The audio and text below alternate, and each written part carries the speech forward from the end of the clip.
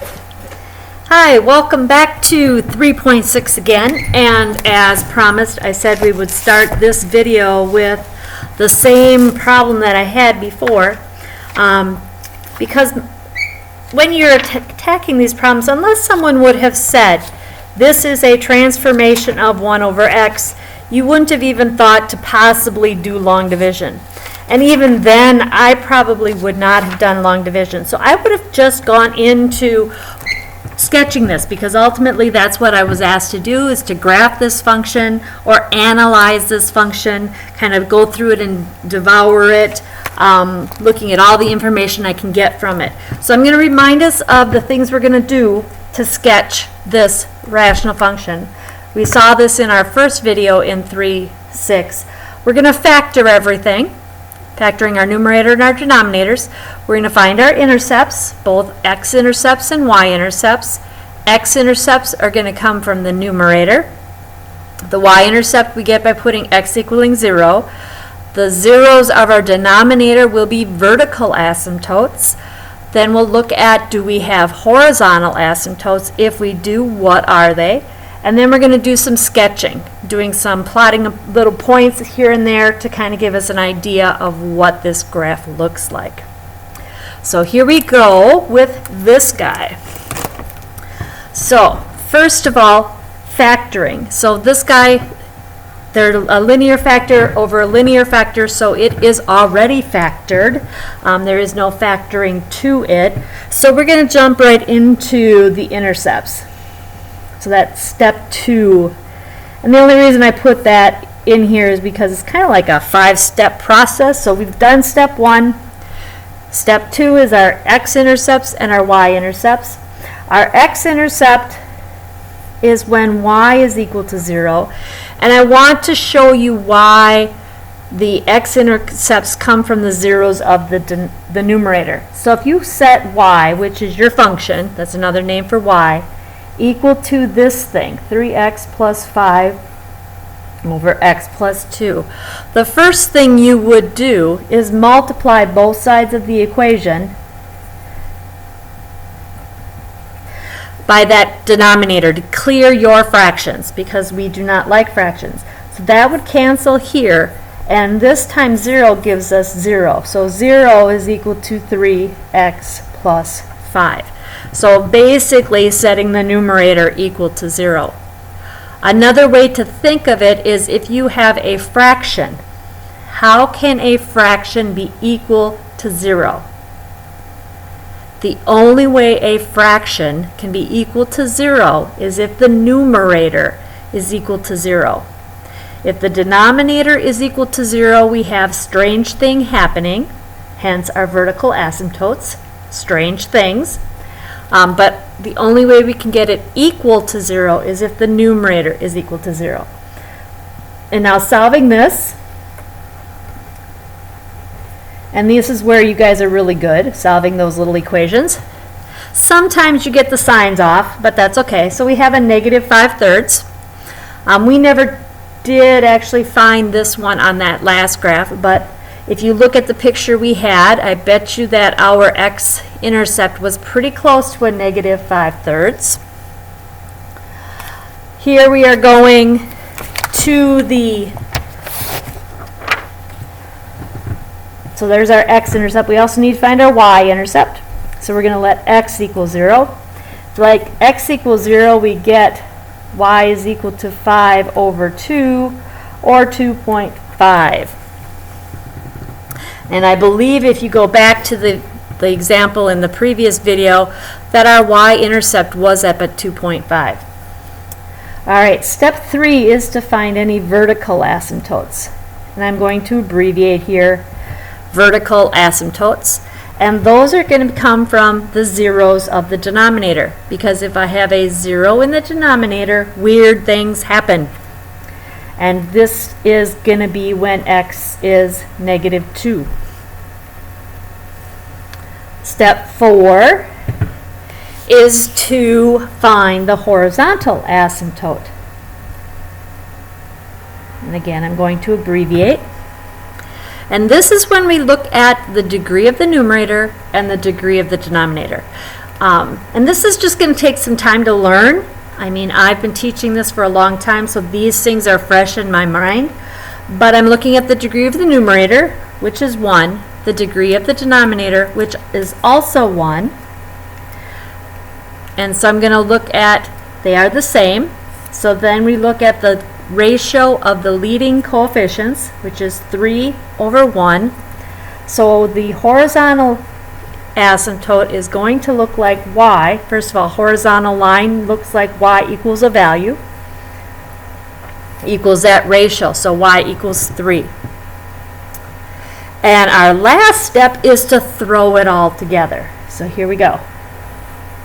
I'm going to put what we got on here so far. So we have our x-intercept at -5/3, which is roughly 1 2/3. So 1 2/3. So about right there.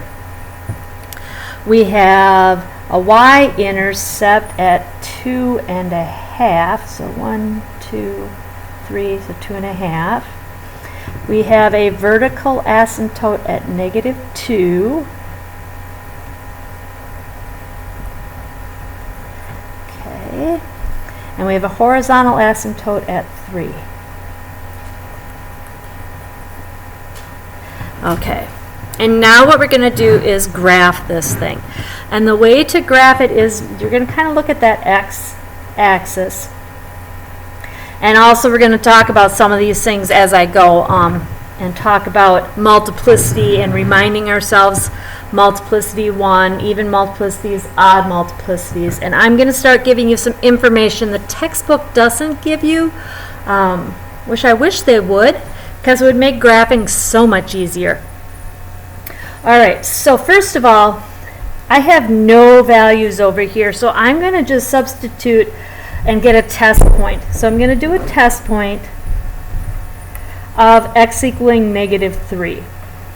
And I'm going to substitute that into my original equation. So -3 times 3 is a -9, plus 5 is -4.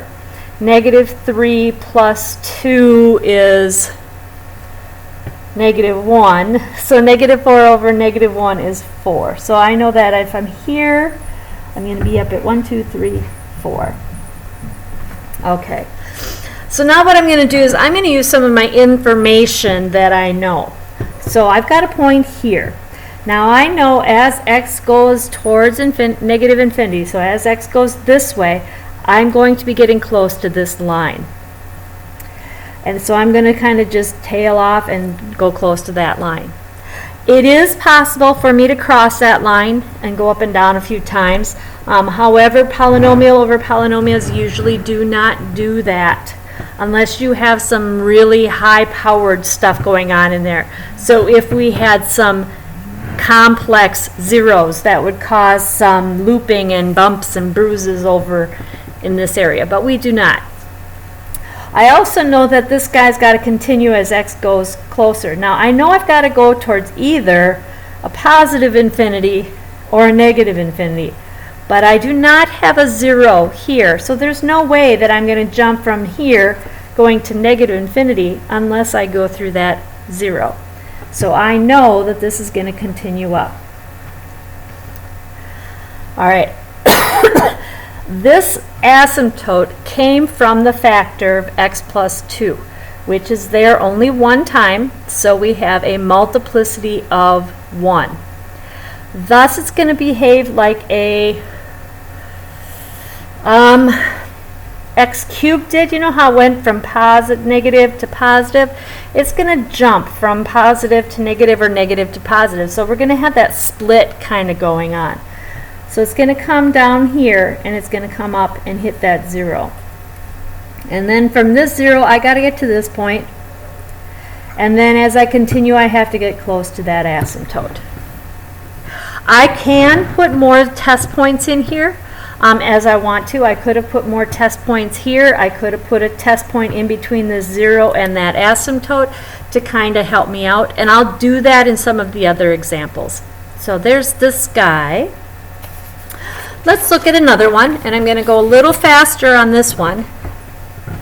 I'm going to kind of talk through some of the things. I'll write some things down, but I'm going to also start putting those pieces on the graph right away.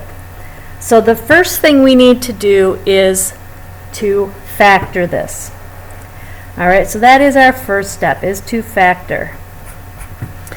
And I know you guys are getting really good at factoring, so I'm not going to go and spend all the time going through how did we get this guy to factor.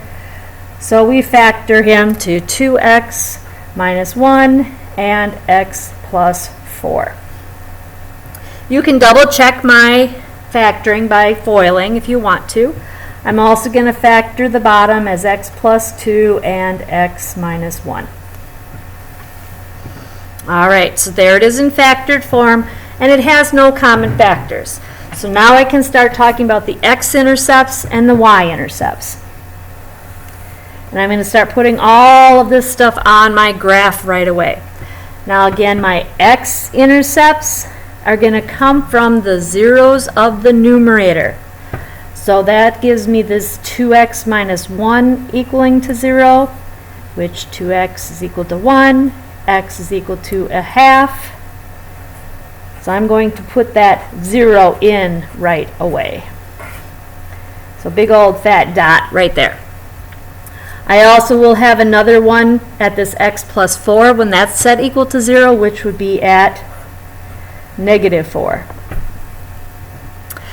Then we're going to move on to the y-intercept, which is putting 0 in for my x.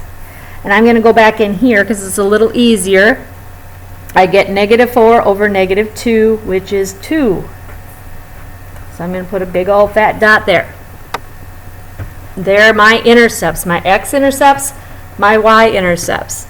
Next thing I'm going to do is the asymptotes, vertical asymptotes, looking at the zeros of the bottom. I'll have a 0 at negative 2.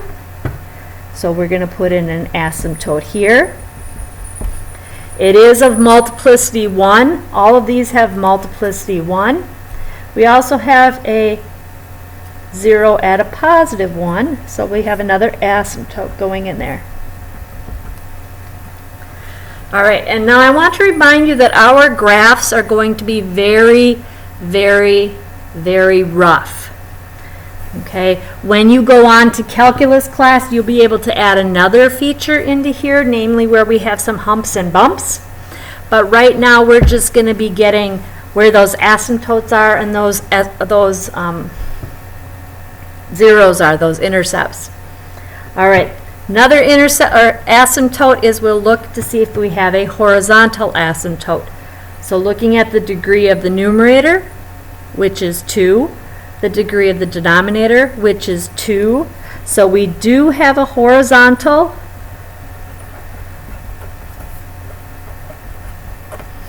at y equals 2 over 1, our leading coefficients, which is going to be at 2. Now I want to remind you, and this is a good example, is an asymptote, this horizontal asymptote, only is going to tell us what happens on these ends as we go towards infinities with our x's. It has nothing to do with what happens here. So we can cross this thing, go above it, below it, bump all over it. Notice we're right on it here. We can do that all over. But as we go towards these guys, it's going to actually just kind of smooth off and taper up or taper down to those values. Okay, now we need to fill in the rest of the graph. So I need to know here, if I'm on this section, I have to go from here and I need to get up towards that infinity. So I know, because I don't have any more zeros, that I don't dip down and then come back up because I didn't cross my x-axis anymore. So I know that it's going to come up and taper off towards that asymptote. Now this 0 was of degree 1. Came from this guy right here. So it's going to go through this point similar to a straight line. And we could get the slope of that line if we wanted to by putting 4 or negative 4 into the rest of this piece. I'm not going to do all that, but you can if you really wanted to. I'm not concerned that you can. What I'm concerned is that you know that it goes from a positive to a negative. You could also do a test point, and I would probably test this -3 and find out that if I'm at -3, so we'll do a test point here, and I'll just kind of talk about what I do with these test points. Because all I'm concerned about is, am I above the x-axis or am I below the x-axis? I could, if I wanted to know the actual dot, and in that case I would put -3 in here. But if I put -3 in here, I'm going to get a negative value times a positive value. So I'm going to have a negative on the top, a negative value, so -6, that'd be -7 times 1. And I'll actually put the value in there. Then we'd have -3, so that'd be a -1 times -4, so 4. So we would actually have a point at about 1 3/4. So about right there. So I know that this guy is going to come down and go towards that infinity as we get closer and closer to that asymptote. Now this asymptote also was of multiplicity 1, so it's going to do this splitting idea. So went to negative, so that means I'm going to be coming from the positive up here. We could also do a test point, and I will put -1 in there rather quickly. So -1, so that'd be -2, so -3 times 3, which gives me a -9. -1, that's 1, times a -2 is -2, so that gives me 9/2, or 4.5. So I'd have a dot about there. So it's going to come up from the infinity, it's going to come down, and I don't know how it curves, but I know it connects these dots, connects this guy, connects this guy. This guy is also of multiplicity 1, because he came from this guy up on top. So it's going to go through like a zero, like a straight line, and it's going to continue down. I could do another test point, but I'm running out of time on my video. I would do a test point at 2. Putting 2 in here, I'd get 3. So this would be a positive 3 this time. Times 6, so that's 18. 5 times 4 over 20. I don't know what number that is. So 18/20. That can't be right. I'm putting in 3. So 5 times 2, so 10. 18/10. That still can't be right. 6 minus 5. I didn't do that right. 5 times 7, 35. So 3.5. There we go. And so I know that this is going to come from that infinity, because again, this was an odd multiplicity. Going to come down, hit the 0, and then taper off towards that asymptote. Yes, it could come up and down and around it a couple times, provided I had had more to this. I would have needed some zeros that were actually imaginary numbers for that to happen. But we don't have any of those, so we're going to be stopping here. I'm also going to stop the video here and do some more examples in yet another video.